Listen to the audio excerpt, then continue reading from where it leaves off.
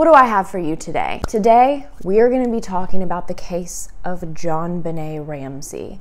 That's right, the 1996 case about the child beauty queen star that completely turned our nation on its head with suspicion for her very own family, including her parents and her 9-year-old brother. Hello, I'm Patsy Ramsey. Daddy's not here, but this is JonBenét. She's 4, Burke is 7, and we'd like to welcome you to our home and wish you a very Merry Christmas.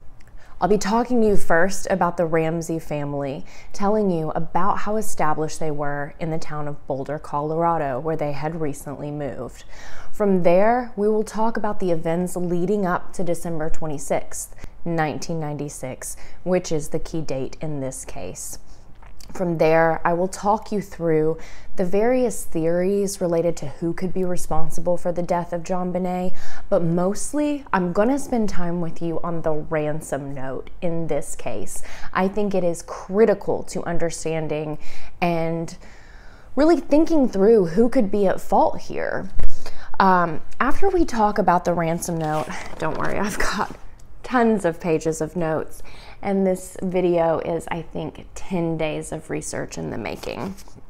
I'm going to talk to you a little bit about the ransom note, and I will, of course, finish the video with my theory. My theory on what happened in this case is, of course, just that, a theory. Talking about the Ramsey family, John had previously been married, divorced his wife, and 2 years later married Patsy Ramsey, who was a former beauty queen. She was 23 years old when they got married, and shortly after their marriage, they had their son, Burke Ramsey, their daughter, JonBenét, which was a play on her dad's name, JonBenét Ramsey.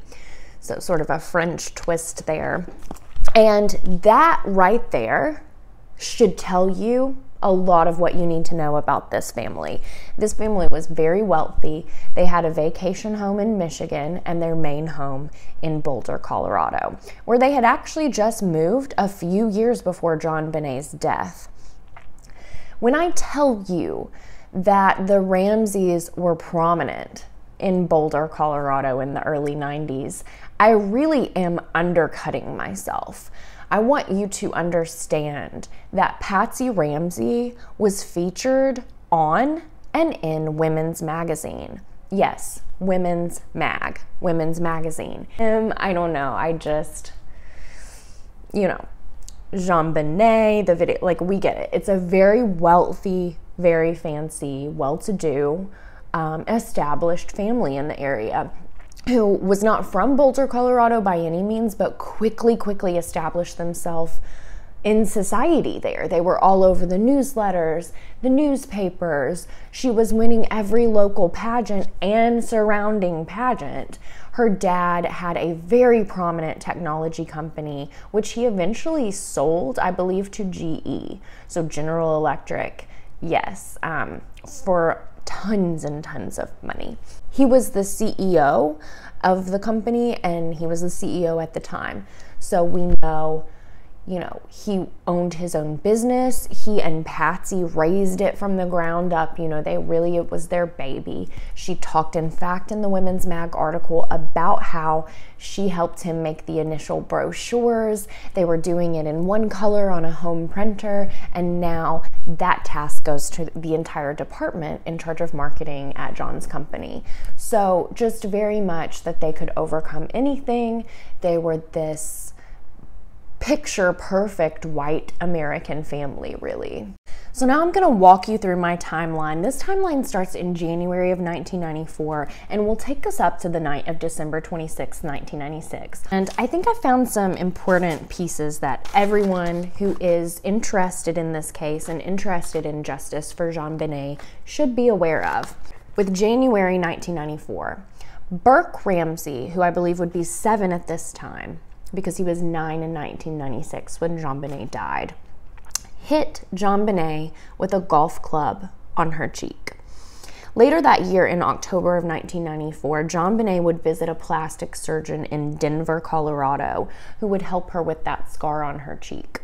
December 3rd, 1994, actually, the historic Homes for the Holidays tour took place, and Patsy Ramsey's home was a part of that. What that means is that between 1,500 and 2,000 people came on foot through the Ramsey home and toured every single part of it. They constantly had their home up to show home standards, and again, combine that with the family video we saw, combine that with the naming her JonBenét after JonBenét, her dad's the CEO. They are very, very wealthy. I mean, openly very wealthy. And their home is constantly up to show home standards, you guys. Constantly clean, constantly up to show home standards, to the point that this is not the only homes tour that she participated in over the years. Certainly was one of the biggest that I could find information on, but you should just be aware that it's more than the 5 pageants. It's more than this set of 2,000 people. This was a common thing that they did. December 6th, 1996, they also participated in another local town event called the Lights of December Christmas Parade. This was when, you know, JonBenét Ramsey had just been named Little Miss Boulder. So she had her own float in the parade, and no, it's not like she was on this float with all these other beauty pageant contestants or, you know, Little Miss Denver, Boulder.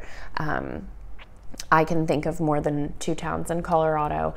She was the star of the parade, and her brother Burke was on a separate float in the parade. I'm not sure which float, if it was a sports team or their church or what. On December 13th, 1996, there was a Christmas church party that the Ramseys threw at their home, basically inviting their church over to mix, mingle, and have food, celebrate the holiday.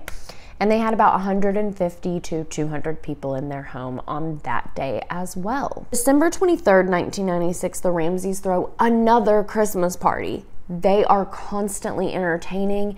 Patsy is the hostess. At this party, there was a Santa that they had at their house every single year since they'd moved to Boulder, and his name was Bill McReynolds. He was sort of known as the local Santa, and children loved him. During this party, there was a 911 call placed, and police officers arrived to the home and actually spent about 20 minutes there checking things out, trying to figure out what was going on. They visited the home. Someone answered the door and said, "Look, there's no emergency here. Don't worry about it. Thanks so much for stopping by." So Christmas Eve, JonBenét went over to her friend Megan's house, and she mentioned to Megan and Megan's mom about a secret visit that she got from Santa. I am not sure what that means, you guys. I was not able to find more information about who a secret visit from Santa was. I try to find the most logical, common sense, simple explanation for unknowns in cases, because I think a lot of the times that's what it boils down to and what it actually is. So I am thinking that JonBenét was playing with her friend. You know, she's a beauty queen, a certified winner, princess of Miss Boulder. So it was probably fun for her to tell her friend that she had, had already gotten to visit Santa, and she had had a surprise visit with him, referring to that party where Bill McReynolds, the family Santa, family friend, local town Santa, came and visited everybody. On December 24th, Christmas Eve, 1996, the Boulder Daily, which is a local paper, reported about the party. Like literally they reported about the Christmas party that the Ramseys had. And so I just, again, share that because think of how much this family is constantly like in the local magazines, local newspapers, national magazines. Christmas Day, December 25th, 1996. The family wakes up leisurely. They open Christmas presents in their home. JonBenét, the dad, goes and checks on his airplane. I'm not sure how far away from the house this was, but he left, I think, at about 1 o'clock, was back by about 3 o'clock. Everybody is still hanging out at the house. So the four of them, John, Patsy, Burke, and JonBenét, go over to their family friend's house for the White family Christmas party. They arrived at about 5 or 6 p.m.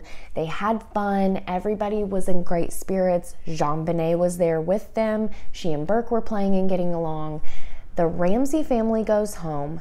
They drop off several other gifts at several other friends' houses on their way home, and then they arrive back home.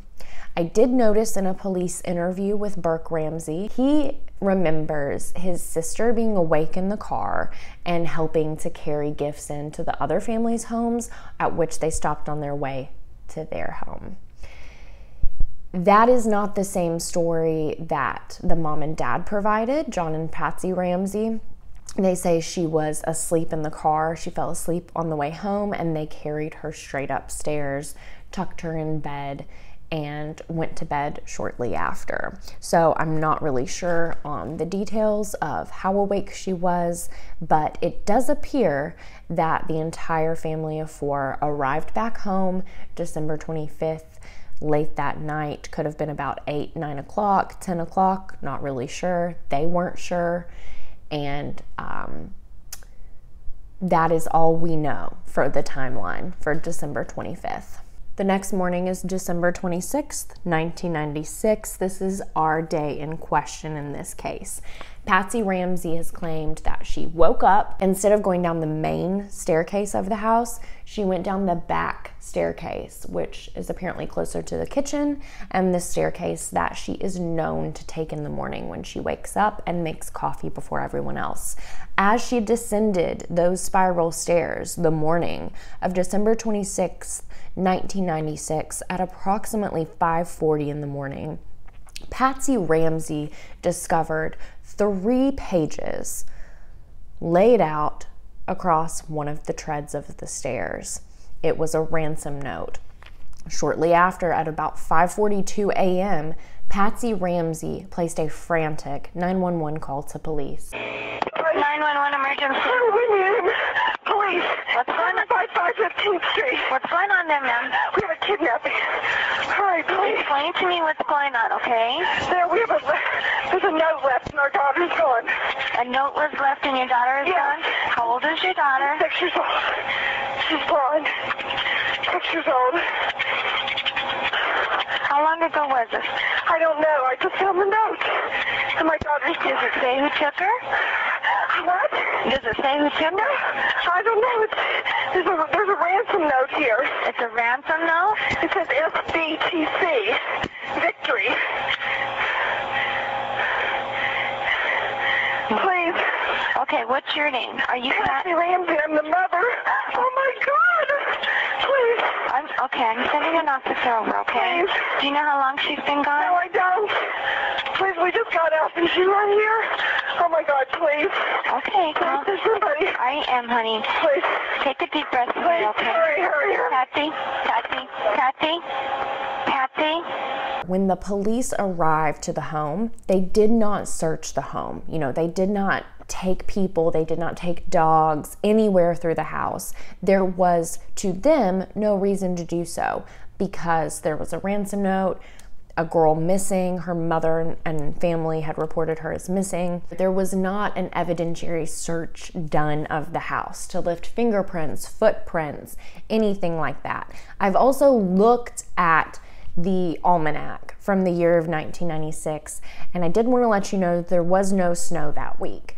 There was no snow at all that night from the 25th to the 26th, and there were no footprints found in the walkway, sidewalk, garage area. I mean, there were in the yard no footprints. So the people in the home the night of the 25th to the morning of the 26th were Patsy Ramsey, John Ramsey, and Burke Ramsey, along with JonBenét Ramsey. She was reported as missing, so the police did not search the home. As soon as Patsy Ramsey hung up that call at about 5:55 a.m. on December 26th, she immediately called the households of 2 different sets of friends. She screamed for them to please come over. JonBenét is missing, come help. And of course, as any small town friend, family member, church member, community member would do, when they get that phone call the day after Christmas, everyone came over. I've seen this happen in a few cases, especially the Christian Andriacchio case, which drives me absolutely crazy. I know from the Ramsey standpoint that they were scared and wanted help. Patsy did not place that call to intentionally contaminate the crime scene and bungle the entire investigation, but that is what happened. Her friends came over and cleaned up the entire kitchen. They did the dishes. They were cleaning the countertops, sweeping, comforting her. I, at this point, have to mention how much it bothers me that Patsy invited her friends over, that she put on makeup. She opened the door in full eyeliner, full mascara. She was wearing the same outfit that she had been wearing December 25th at the white Christmas party. Not sure if that was her good Christmas outfit and she took it off and it was just easy to grab and she put it back on the 26th. Sometimes I wear the same hoodie 2 days in a row, especially when I'm home like this and not going anywhere. I know she wasn't thinking straight, but that did such irreparable damage to the crime scene that just can really never be undone, and I have to stress that.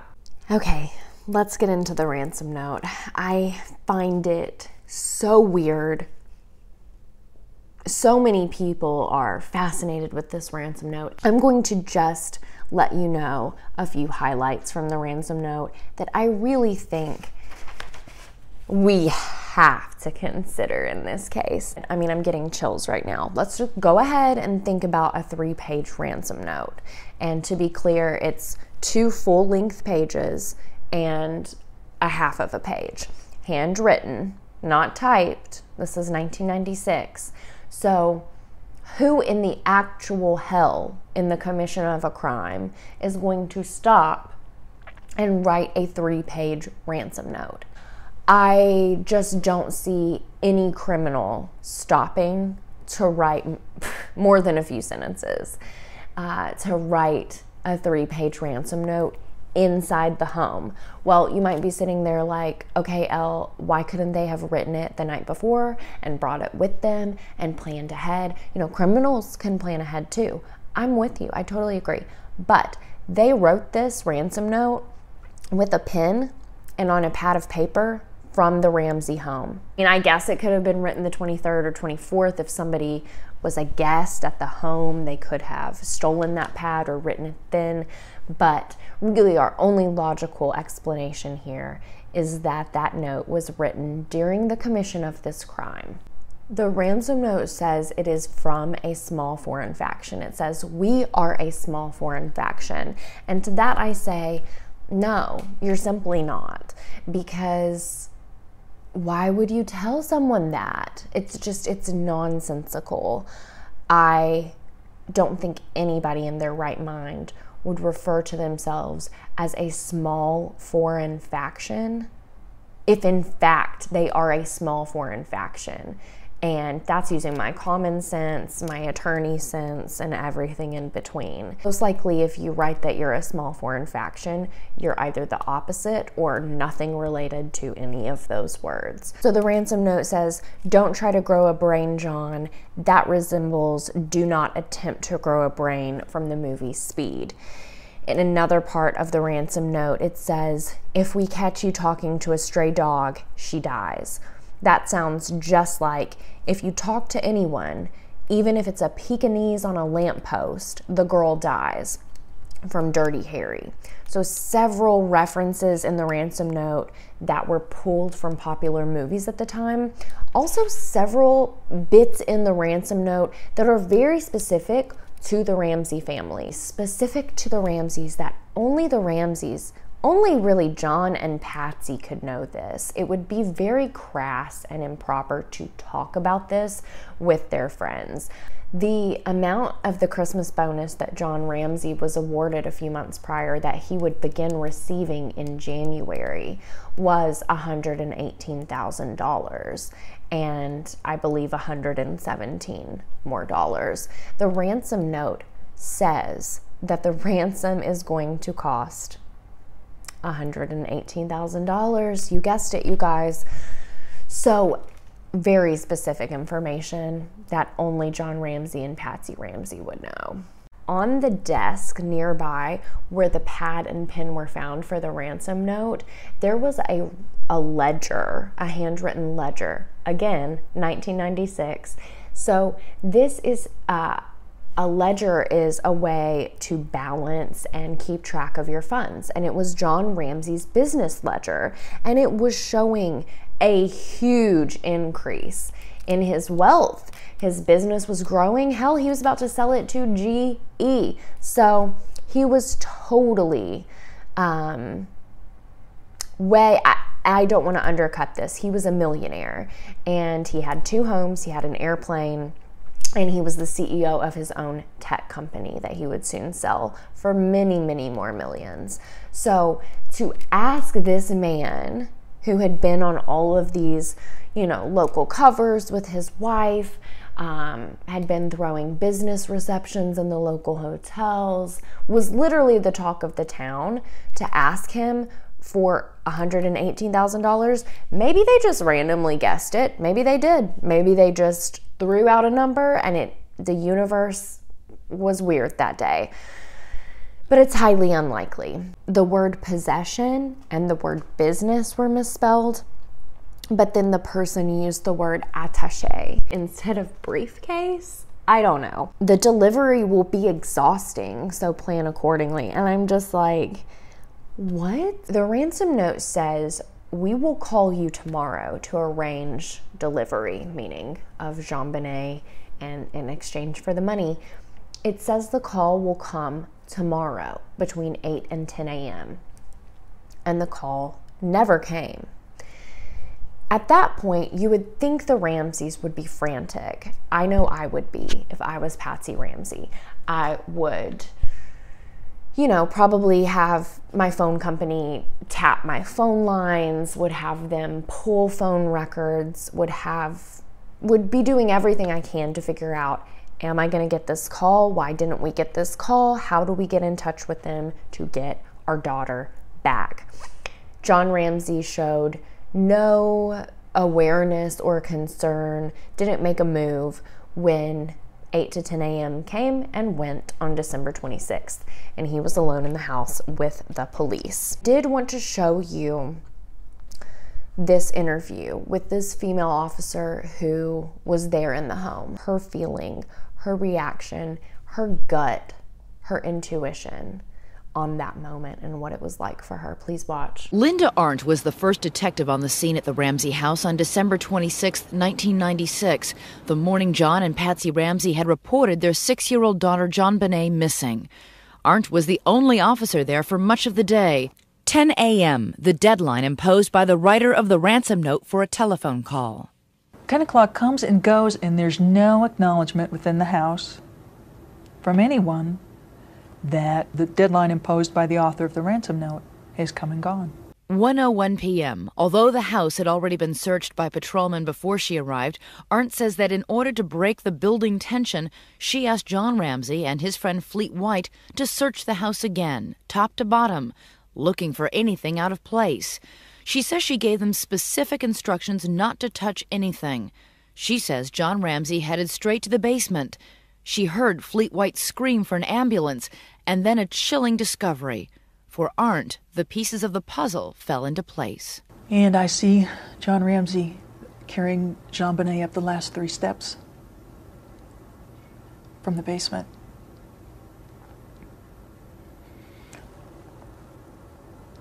And my mind exploded. I ordered him to put JonBenét down. I knelt next to her and I leaned down to her face. And John leaned down opposite me, and his face was just inches from mine. And we had a nonverbal exchange that I will never forget. And he asked if she was dead. And I said, yes, she's dead. And I told him to go back to the room and to dial 911. And as we looked at each other, I remember, and I wore a shoulder holster, tucking my gun right next to me and consciously counting, I've got 18 bullets. Why did you do that? Because I didn't know if we'd all be alive when people showed up. JonBenét Ramsey was killed by blunt force trauma to the head, which could have been a flashlight that did not belong to the family that was found in the home by investigators.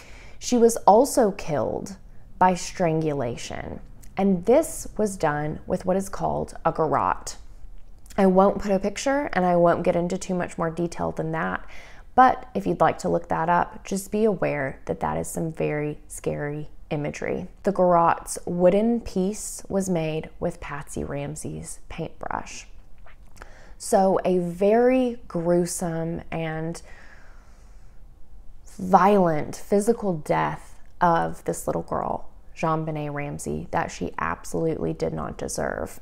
Police also identified trace DNA in JonBenét Ramsey's underwear and long john bottoms. So when I say that the police found DNA, I do not mean gross DNA. Do you understand? So now I want to get into the various theories. We will cover the main theories, okay? I'm not going to talk about conspiracy theories like that Katy Perry is JonBenét Ramsey. There are a lot of people out there that believe that Burke Ramsey, the 9-year-old older brother of JonBenét Ramsey, killed her, or potentially hit her in the head, bludgeoned her with the flashlight, caused damage, and then potentially that the parents, the Ramseys, were involved in helping cover everything up.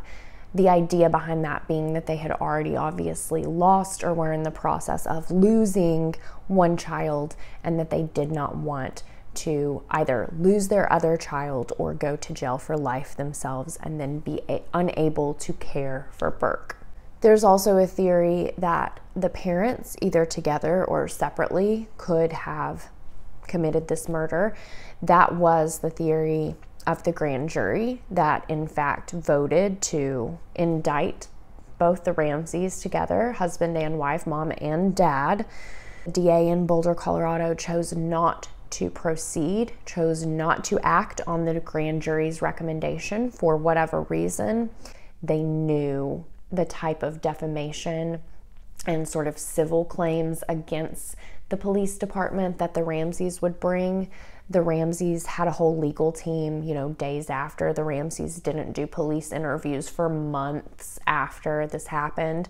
So, they were very much protecting themselves. And, he's the CEO, he's a millionaire, he's really staffed up with attorneys. The police also looked into Bill McReynolds, the Santa that attended the family Christmas party. He was cleared. They also looked in, I believe, 2006, former school teacher, really creepy dude, but actually just wanted attention and was totally cleared. I did want to talk to you about the DNA evidence. It was trace DNA that was found in JonBenét's panties and her long bottoms, her pajamas that she was wearing that night. It was proven that that's actually common in pretty much any pack of panties or any new pajamas that you open up. There's going to be trace DNA in a brand new pair of panties that you buy from Walmart, because guess what? People have picked it up. They have rubbed their hands on it to see how soft the crotch is. Before that, it has been packaged by someone with their hands. Before that, it has been sewn by somebody with their hands. So It's actually very common, very much a thing that I didn't know about that exists in the world. And I'm very, very much into the true crime community. So I share that so we can all learn together. But it's pretty much been proven that that DNA is just trace DNA. That is not something that came from direct contact with somebody that night, December 26th. That was part actually of the manufacturing process. What is my theory? Again, this is not an allegation. This is not a legal conclusion. This is just my opinion, and I'm entitled to my own opinion. Doesn't make it true, doesn't make it real. It is just based on the facts and the evidence that I have consumed and the sick feeling in my gut that I have had for like a week now. It's heavy stuff, and I appreciate you caring about it. This was a human life, and I really appreciate so many people who have dedicated so many hours to this case. I don't think Burke played a major role in this. I also don't think Patsy played a role in this. She seems sedated in her interviews, honestly. She seems very traumatized, very sad, and sedated. My theory is that JonBenét Ramsey, the father of JonBenét Ramsey, killed his daughter. That is just my theory, just my opinion. Once the police came to the house, I think John knew that the friends, the community would take care of Patsy and Burke and get them out of his hair so that he could, at some point, now that they were out of the house, find JonBenét's body. And just go do one more quick look in the house. You know, maybe she's here. I don't know. Even though there's a ransom note that's 3 pages long. And he immediately takes his guy friend. They go straight down to the basement. They find JonBenét right away when the police ask them to go do one more check. It just all adds up that way for me, and that's what I think. My heart goes out to the Ramsey family, to JonBenét Ramsey, and my heart's with all of you that keep space for it in your heart too. I know it's a lot, and I know you get it. So that's really it for me today, guys. I appreciate you watching. I appreciate you subscribing to support this channel, and I just appreciate you. You're pretty cool as a human. I'm gonna go shower, and yeah, it's my birthday tomorrow actually, so I might be editing this the night of or the day of, night before or day of my birthday. I don't know when you'll see it, but until next time, leave me some requests, what cases you'd like to see me cover next, down below in the comments. Don't forget to subscribe, and until next time, guys, bye. I don't know who it is. I don't know if it's a he or a she. But if I were a resident of Boulder, I will tell my friends to keep your babies close to you. There's someone out there.